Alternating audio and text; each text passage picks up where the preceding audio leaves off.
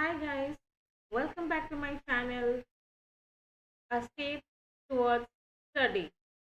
So I have come back with daily current affairs MCQs for which will be helpful for UPSC and the State PSC exams.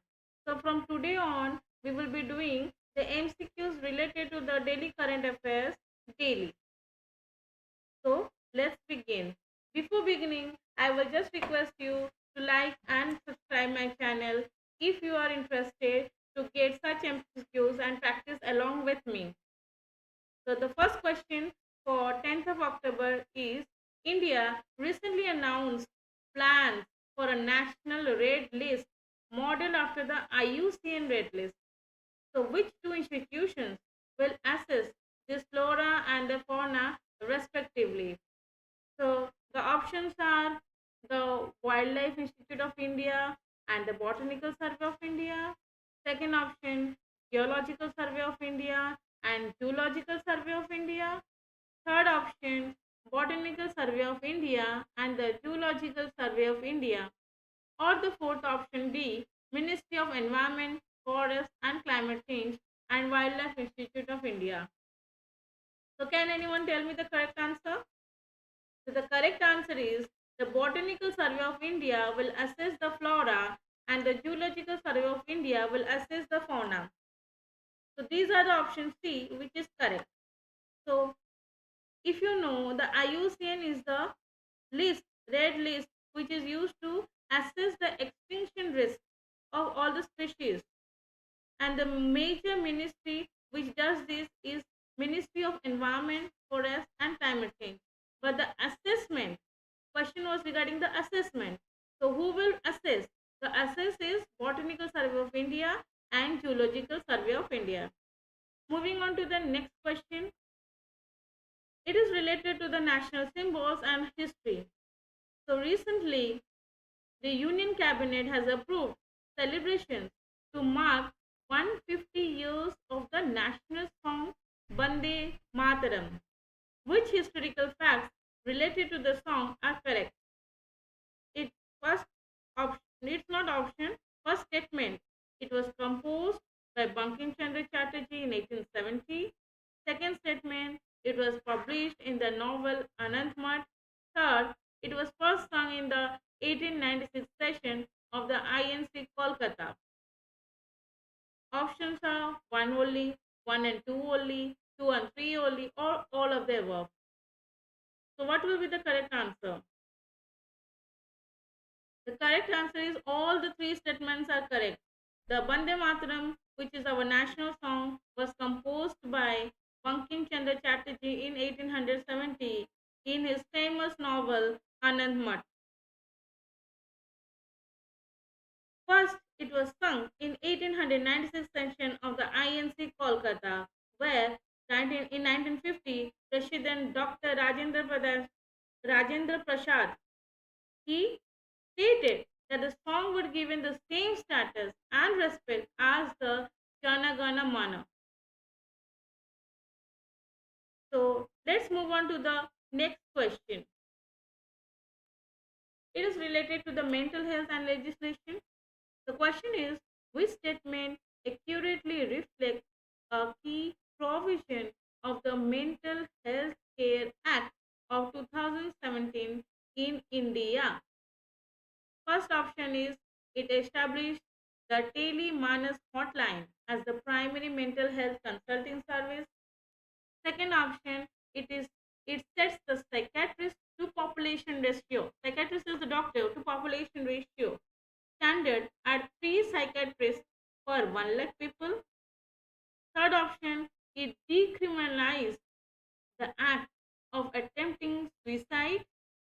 Fourth, it mandated the central government to spend a minimum of 5% of the annual health budget on the mental health.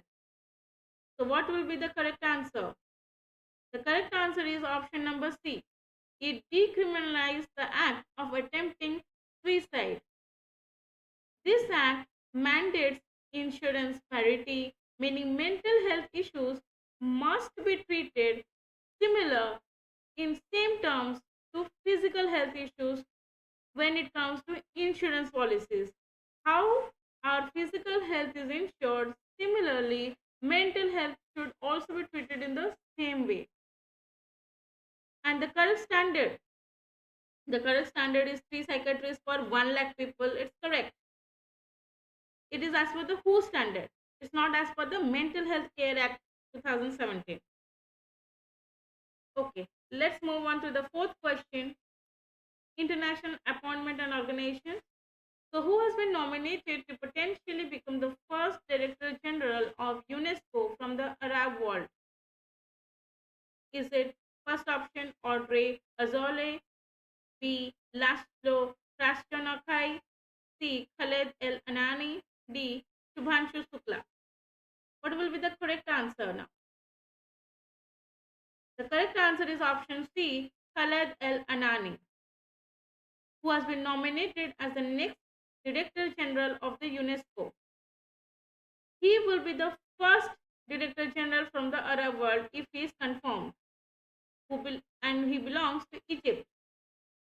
So UNESCO, you already know what is the full form. United Nations Educational, Scientific and Cultural Organizations. Headquarters is in Paris, formed on November 16, 1945. These are the general news which we already are aware, static news. Then moving on to the next question is 5, related to the defense, technology and security.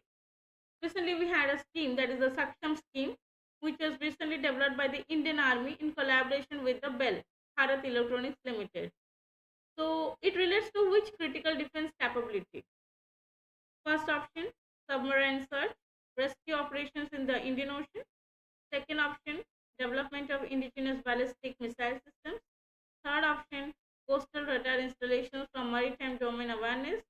Fourth option, situational awareness for kinetic, soft and hard skill asset management against hostile drones.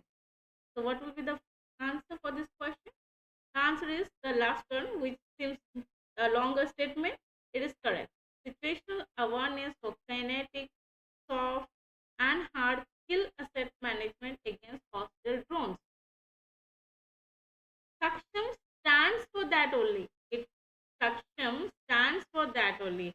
That is situational awareness for kinetic, soft and hard skill asset management. It is a highly advanced scheme initiated by the Indian Army in collaboration with BEL, Bharat Electronics Limited, and its purpose is to detect, track, neutralize the hostile drones.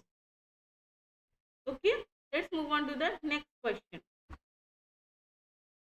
NCRB data and urban governance.